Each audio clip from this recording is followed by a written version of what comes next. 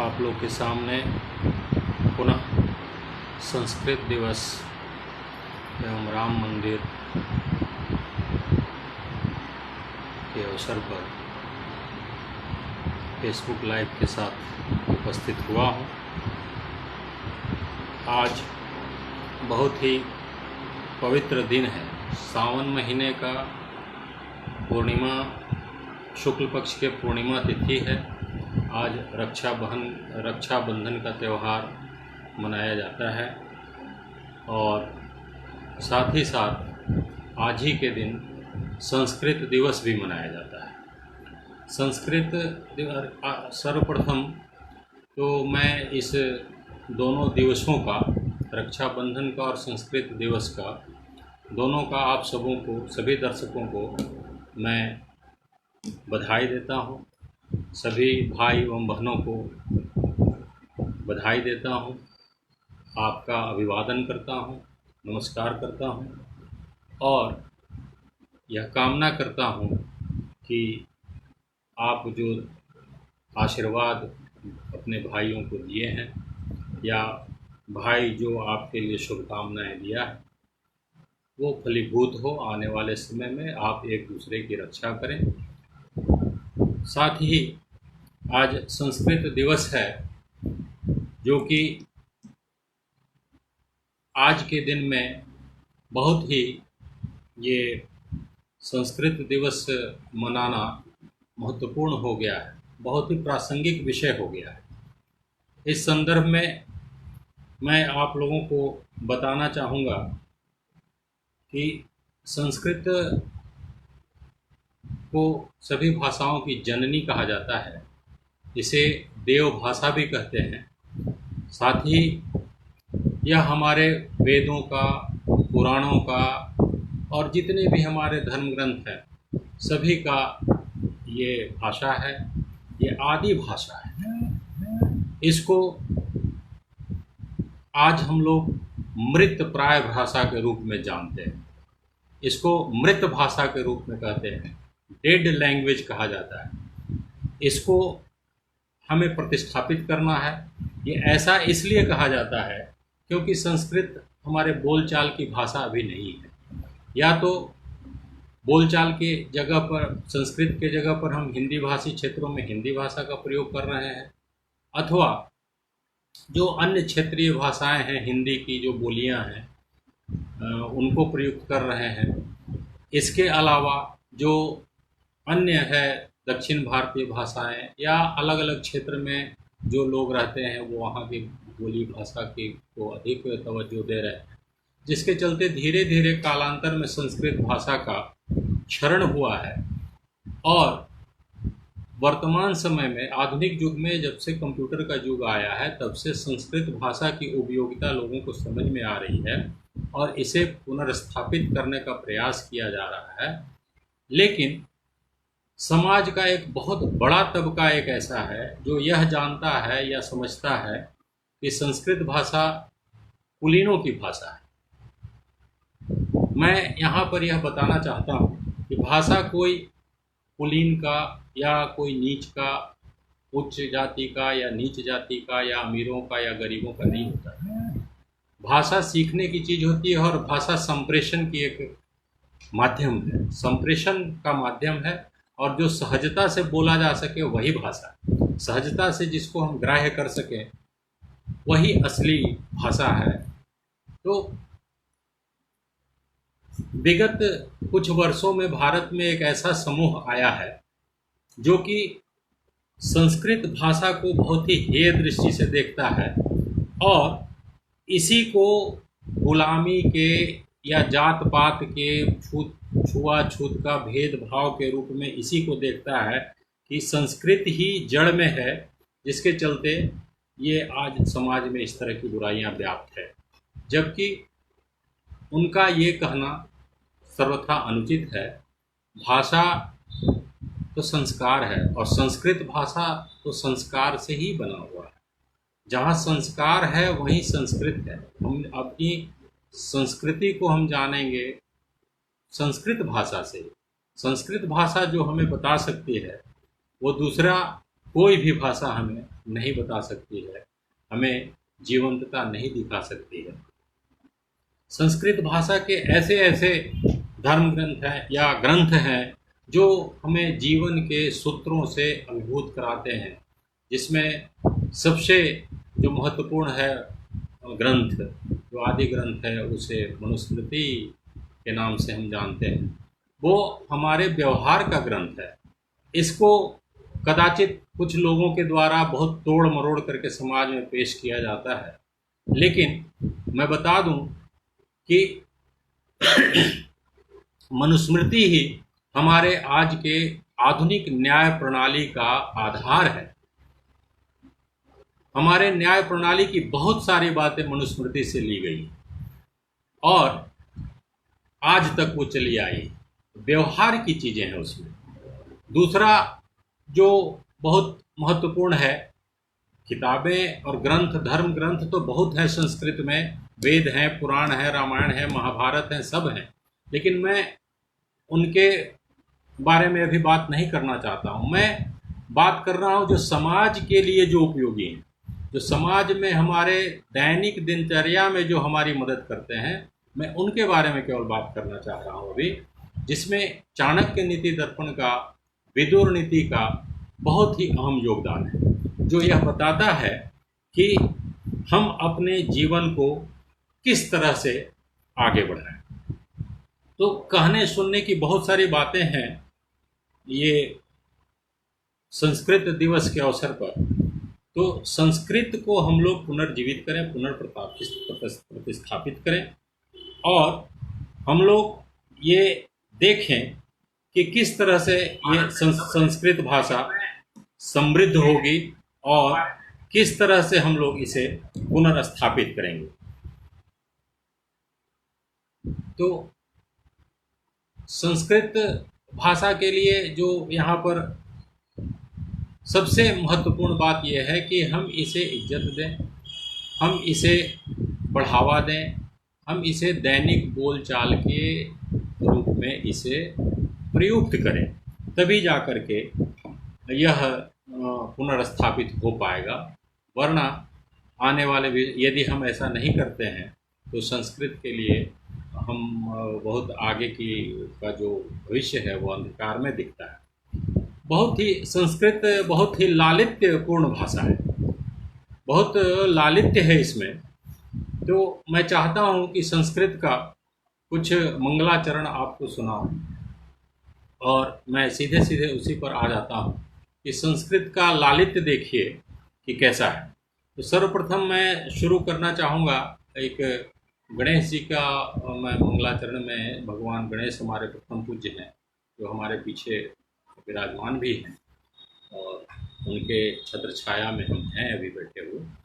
तो सर्वप्रथम मैं गणेश जी को नमन करता हूँ एक संस्कृत के श्लोक में। सुमुखश्च एकदन्तश्च कपिलो गजकर्णक लंबोदरश्च विकटो विघ्ननाशो विनायकः। धूम्रकेतु गणाध्यक्षः भालचंद्रो गजाननः। द्वादशेतानि नामानि यः पठेत् शृणुयादपि। विद्यारंभे विवाहे च प्रवेशे निर्गमे तथा संग्रामे संकटे चैव विघ्नस्तस्य न जायते। विघ्नेश्वराय वरदाय सुरप्रियाय लंबोदराय सकलाय जगद्हिताय नागाननाय श्रुतियज्ञ विभूषिताय गौरीसुताय गणनाथ नमो नमस्ते। अब गणेश वंदना के उपरांत मैं विद्या की अधिष्ठात्री देवी सरस्वती की भी मैं वंदना करना चाहता हूँ और उनके लिए जो बहुत ही प्रसिद्ध श्लोक है उसी से मैं संस्कृत के दिवस पर संस्कृत के कुछ पद्य मैं सुनाने आया हूँ आप लोगों को। इसलिए मैं कुछ सरस्वती जी के चरणों में समर्पित करना हूँ, सरस्वती माँ के चरणों में। या कुंदेन्दु तुषारहार धवला, या शुभ्रवस्त्रावृता, या वीणा वरदण्डमण्डितकरा, या श्वेतपद्मासना,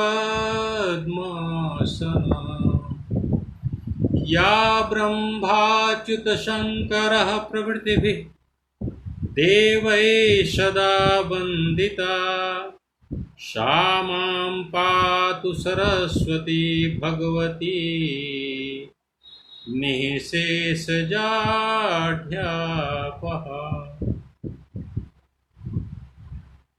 सरस्वती महाभागे विद्ये कमललोचने, विद्यारूपि विशालाक्षी, विद्यां देहि नमोस्तुते। सरस्वती माँ के चरणों में हमारा बारंबार प्रणाम है। अब देखिए संस्कृत कितना लालित्य पूर्ण भाषा है। इसको मैं आपके सामने एक गर्ग संहिता का श्लोक उद्धृत कर रहा हूँ, आपको सुन करके बहुत अच्छा लगेगा। आप कमेंट में हमको लिख सकते हैं कि आप और क्या सुनना चाहते हैं हमसे, तो मैं उसे भी सुनाने का प्रयास करूँगा। और लीजिए सुनिए गर्ग संहिता का ये श्लोक। ये श्लोक है, संदर्भ है कि कृष्ण भगवान उद्धव जी से कहते हैं वृंदावन जाने के लिए। जैसा कि आपको ज्ञात है, अभी श्री कृष्णा में दिखाया जा रहा है, दिखा दिया गया है बल्कि, कि उद्धव जी को थोड़ा अपने ज्ञान का घमंड हो गया था, और जिसको चाहते हैं भगवान के जो सबसे करीब रहता है, भगवान उसका उद्धार करना चाहते हैं। तो उद्धव जी पर कृपा करना चाहते थे कृष्ण भगवान, इसलिए उनका घमंड को दूर करना आवश्यक था। इसलिए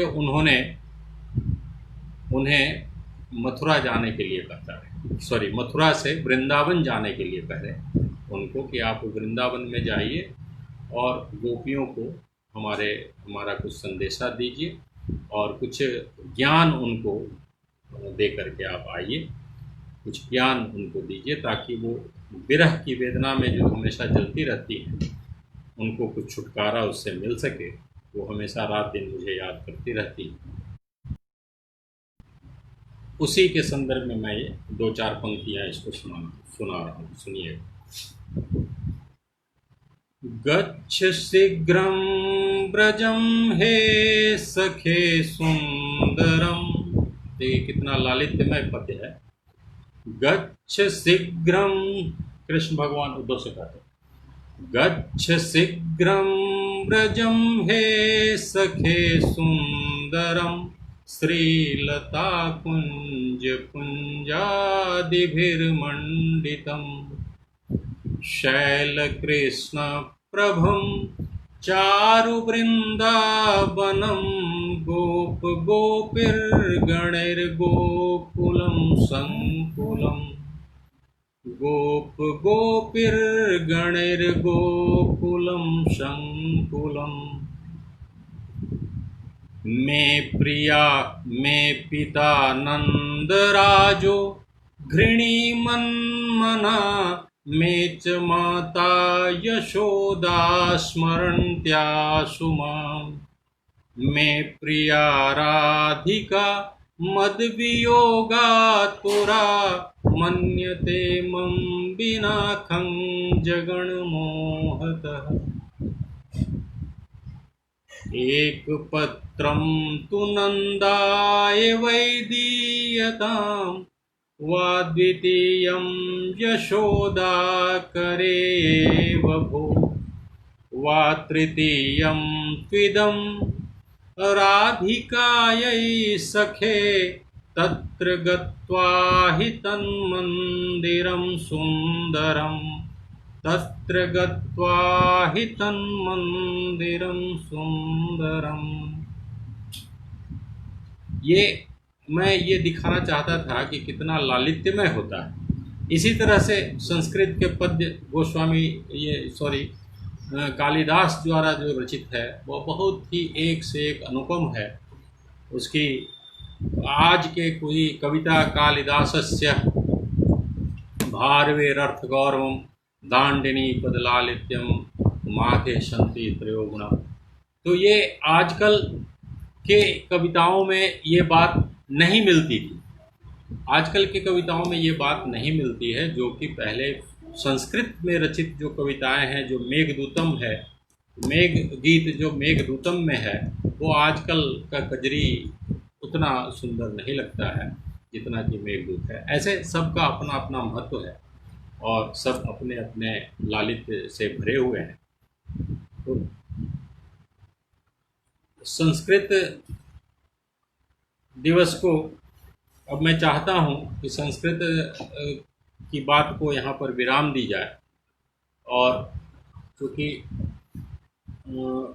मैं अधिक समय नहीं लूँगा आप लोगों का, इसलिए मैं चाहता हूँ कि अब हिंदी के कुछ पद्य, चूँकि जैसा कि ज्ञात है भी आज 3 अगस्त है, आज से एक दिन बाद यानी 5 अगस्त को हमारा चिर प्रतीक्षित राम जन्मभूमि मंदिर का, राम मंदिर का हमारे यशस्वी प्रधानमंत्री श्री नरेंद्र मोदी जी के द्वारा शिलान्यास होने जा रहा है, भूमि पूजन होने जा रहा है। यह हम सभी हिंदू धर्मावलंबियों के लिए एक ऐतिहासिक क्षण है, और मेरा मेरा मेरा इस राम जन्मभूमि या राम मंदिर से बड़ी खास लगाव रहा है, क्योंकि जिस समय राम मंदिर का आंदोलन चल रहा था उस समय मैं भी इसमें शरीक हुआ था और मैं भी गिरफ्तारी दिया था। इसलिए और तब से ही हम लोगों का राजनीतिक सफ़र भी शुरू हुआ है, और अब एक जो चिर प्रतीक्षित सपना था वो सपना पूरा होने वाला है। 5 अगस्त से राम मंदिर का निर्माण प्रारंभ हो रहा है, जो ऐतिहासिक दिन है हम लोगों के लिए। तो इस अवसर पर मैं अपने आप को कुछ कहने से रोक नहीं पा रहा हूँ। मैं चाहता हूँ कि वहाँ तो अभी कोरोना काल है, सारे लोग जा नहीं सकते, उसमें शरीक नहीं हो सकते हैं और होना भी नहीं चाहिए। वहाँ से समाचार आया है कि सारे लोग अपने घर से ही राम मंदिर जो निर्माण कार्य हो रहा है, शिलान्यास होगा, भूमि पूजन होगा, उसका घर से ही अपना लाभ लें, उन्हीं के भागी बने और सभी अपने अपने घरों में घी के दीपक भी जलाएं। तो इस अवसर पर चूँकि आज से ही वहाँ अयोध्या में राम मंदिर भूमि पूजन से संबंधित जो पूजा है, विधान है, वो विधान आज से ही प्रारंभ हो गया है।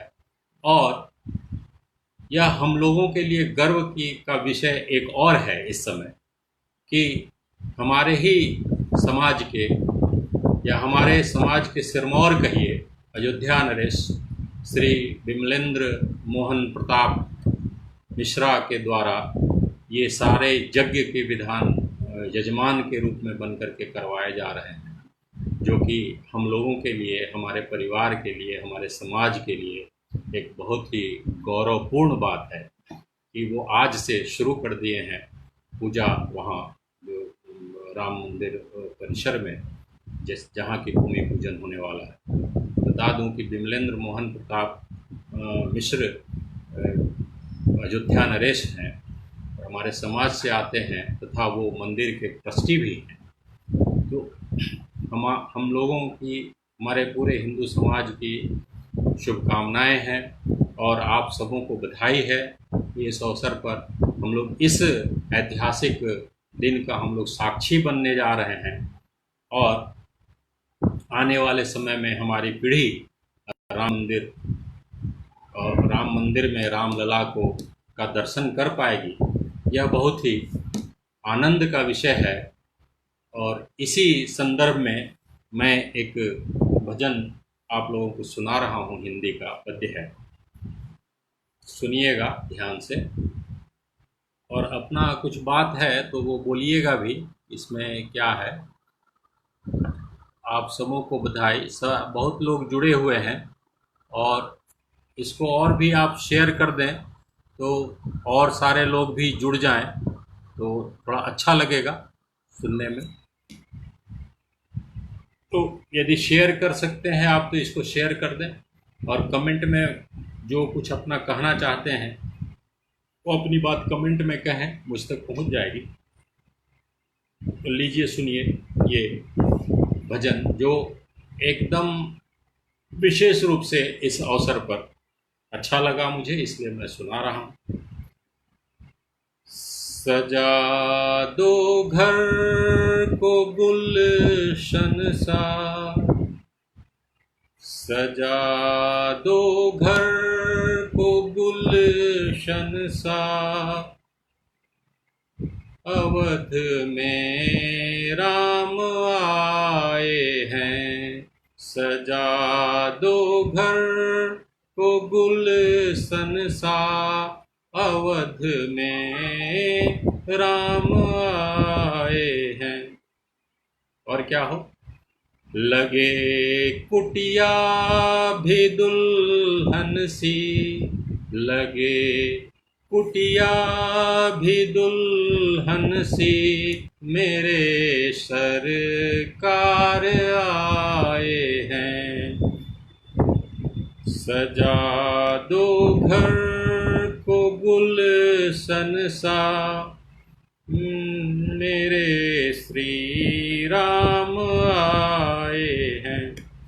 पखारो इनके चरणों को बहाकर, प्रेम की गंगा बहाकर, प्रेम की गंगा बिछा दो अपनी पलकों को, मेरे प्रभु राम आए हैं। सजा दो घर को गुलशन सा, मेरे प्रभु राम आए हैं।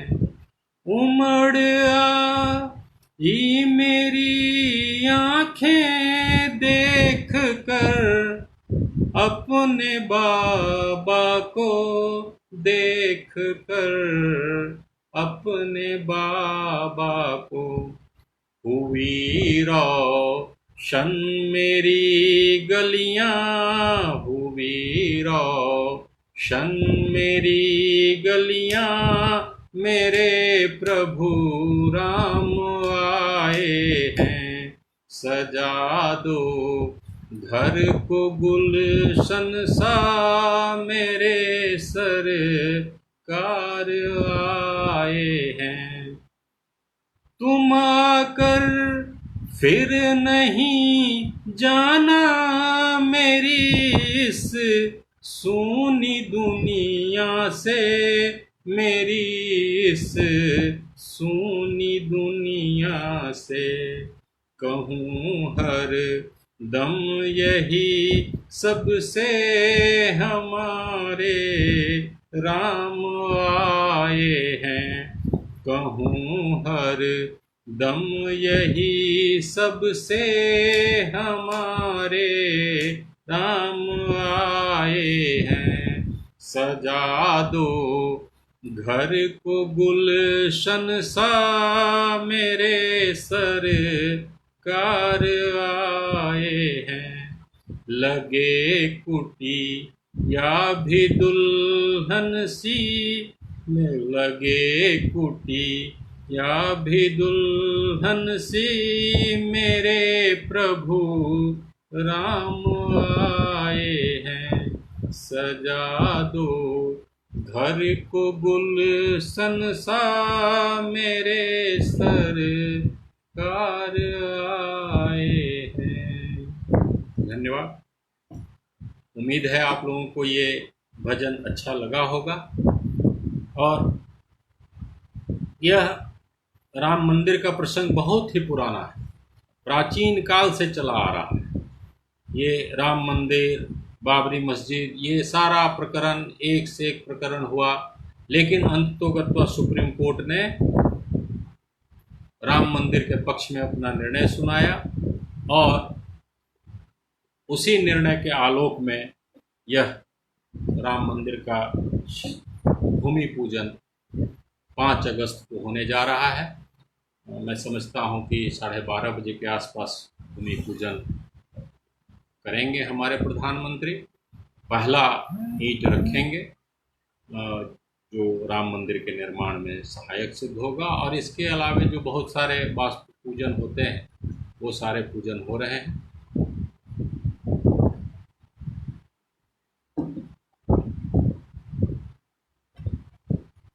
तो आइए,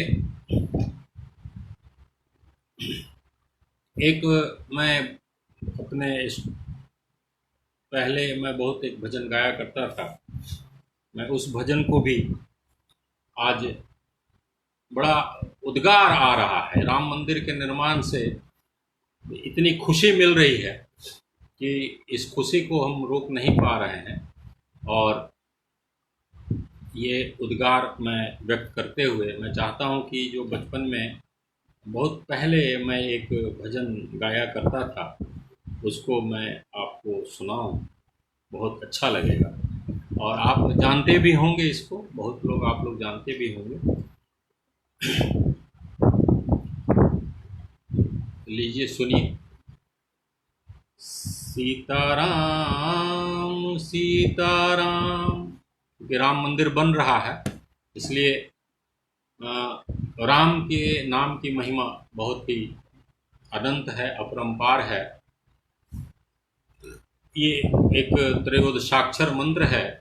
श्री शब्द पूर्वम जय शब्द मध्यम जयद्वये नापि पुनः प्रयुक्तम त्रिशब्द कृत्वा रघुनाथ नाम जपन निहन्या द्विजकोटि हत्या। श्री शब्द पूर्वम, पहले श्री शब्द को लगा करके उससे बनता है श्री राम। श्री शब्द पूर्वम जय शब्द मध्यम, और उसके बाद बीच में जय शब्द के साथ श्री राम जय राम, उसके बाद हुआ जय राम। जयद्वये नापि पुनः प्रयुक्तम, और फिर 2 बार जय जय के साथ राम का नाम लिया जाए, जय जय राम। तो ये 13 अक्षर का एक महामंत्र बन जाता है, जो कि जपन निहन्या द्विजकोटि हत्या। यदि हम श्री राम जय जय राम का जाप करें तो जैसा हमारे शास्त्रों में लिखा हुआ है कि द्विजकोटि हत्या यानी करोड़ों ब्रह्म हत्या सरीखे पाप का भी विनाश हो जाता है, ऐसा हमारे धर्मशास्त्रों में लिखा गया है। तो श्री राम जय जय राम की महिमा इतनी अधिक है। यह मंत्र बनाया प्रथम पूज्य गणपति को, पल भर में मिल गया नाम अवलंब यही शबरी को जंगल में। प्रहलाद इसी को रटते थे निशिवासर 8 जाम। श्री राम जय जय राम। जल पीने को गया बलि गजराज, ग्राह का ग्रास हुआ, कर कर के बल हार गया, समझा शरीर का नाश हुआ। देखिए राम शब्द का महिमा का प्रताप देखिए। जल पीने को गया बलि गजराज, ग्राह का ग्रास हुआ, कर कर के बल हार गया, समझा शरीर का नाश हुआ। राजल के भीतर बोला, मां कहत सिंधु का पार हुआ, इसी मंत्र से पल भर में गज का उद्धार हुआ। श्री राम जय जय राम। ये त्रयोदशाक्षर महामंत्र की का कृपा है। श्री राम नामामृत मंत्र बीजम, ये राम का जो मंत्र है वो संजीवनी के समान है। श्री राम नामामृत मंत्र बीजम संजीवनी चेत मनसा प्रविष्टा, हला हलंबा प्रलयानलंबा मृत्युर्मुखाद्वाद भिषताम कुशोभी। ये इतना महान है कि किसी भी प्रकार का संताप हो, हलाहल हो, सबको दूर कर देता है। ये अमृत के समान है। तो इसी श्री राम की महिमा का बखान करते हुए एक भजन है जो आप लोग सुनिए कि सीताराम सीताराम सीताराम कहिए, जाहि विधि राखे राम, ताहि विधि रहिए।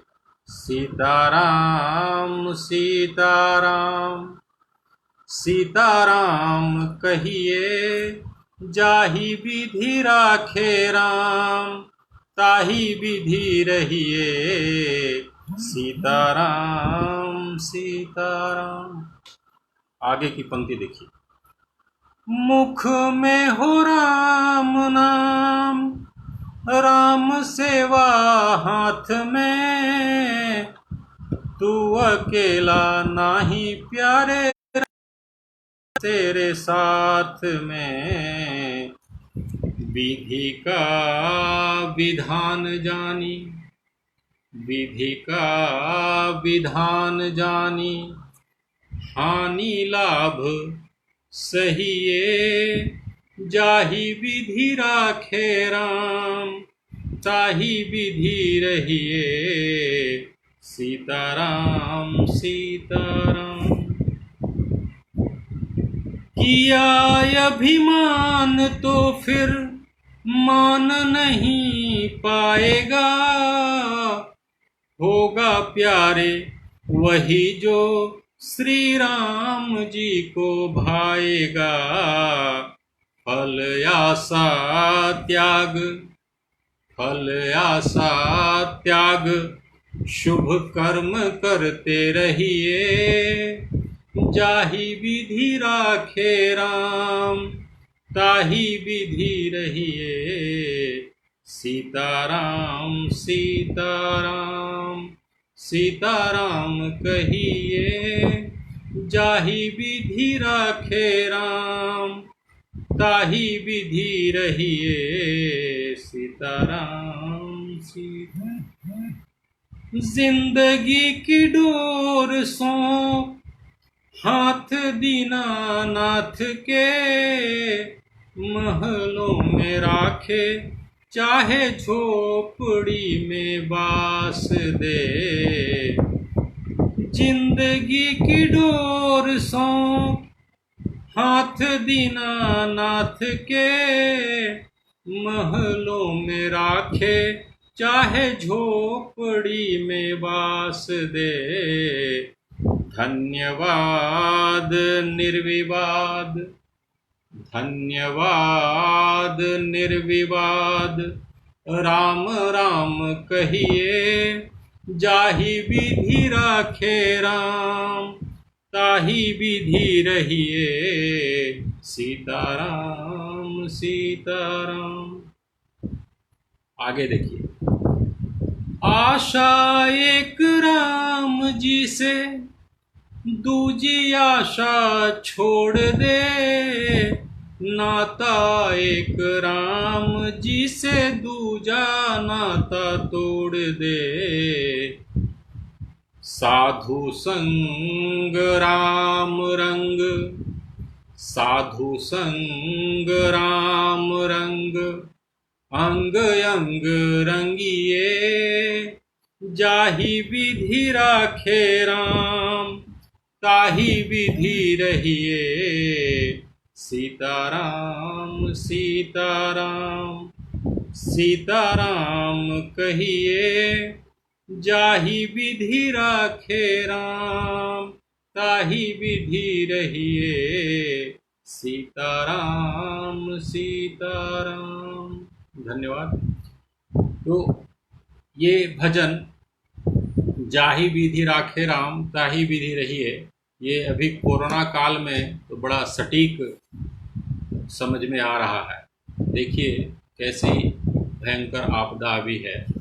ये वैश्विक आपदा महामारी को हम लोग अभी झेल रहे हैं, और जैसे भगवान हम लोगों को रख रहे हैं, हम लोग वैसे रह रहे हैं।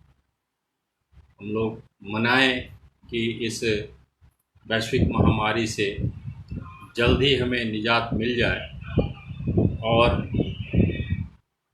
और हम इस वैश्विक महामारी से निकल करके अपने दैनिक कार्यों को सुचारू रूप से कर सकें। और हम उम्मीद करते हैं कि आने वाले समय में हम लोग इस महामारी से लड़ते हुए अपने आप को संकट की इस घड़ी से निकाल लेंगे। लेकिन बीच में जब शुरुआती दौर था कोरोना का, तो उस समय एक डिबेट चला कि धर्म छुट्टी पर है और विज्ञान ड्यूटी पर है। तो इस पर एक लंबी व्याख्या हो सकती है और मैं निकट भविष्य में इस विषय को भी लेकर के आऊँगा कि धर्म किस तरह से छुट्टी पर है या नहीं है और विज्ञान किस तरह से ड्यूटी पर।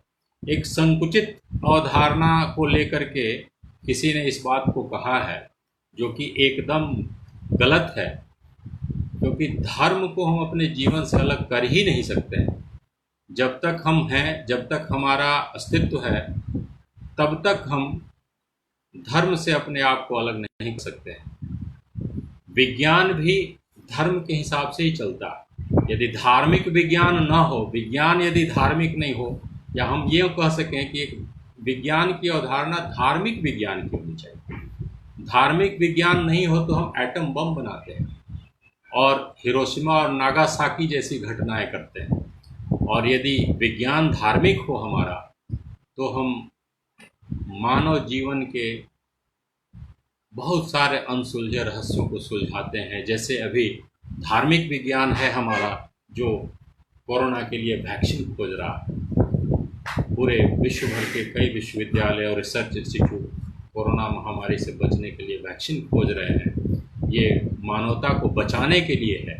तो यहाँ पर भी एक धर्म भी है, मानव धर्म है। मानव का धर्म ही है मानव का सेवा करना, मानव की रक्षा करना। तो ये कह देना कि धर्म छुट्टी पर है और विज्ञान ड्यूटी पर है, तो इसको मैं नहीं मानता हूँ। आने वाले समय में मैं इस पर एक बड़ा सा एक फेसबुक लाइव लेकर के संपूर्ण इसी पर आऊँगा और बहुत सारा तर्क वितर्क होगा उस समय, और हम लोग इसको करेंगे। आज तो बस ये फेसबुक लाइव संस्कृत और राम जी के नाम था, और राम जी के नाम का महिमा का क्या बखान करना है। कितनी अद्भुत छवि है, उसको तुलसीदास ने अपने एक श्लोक के माध्यम से ध्यान करते समय उन्होंने अद्भुत छवि का वर्णन किया है। रक्तांभोजदलाभिराम नयनम पीतांबरालंकृतं श्यामांगं विभुजं प्रसन्नवदनं श्रीसीतया शोभितम् कारुण्यामृतसागरं प्रियगणैर्भ्रात्रादिभिर्भावितं वन्दे विष्णुशिवादिसेव्यमनिशं भक्तेष्टसिद्धिप्रदाम्।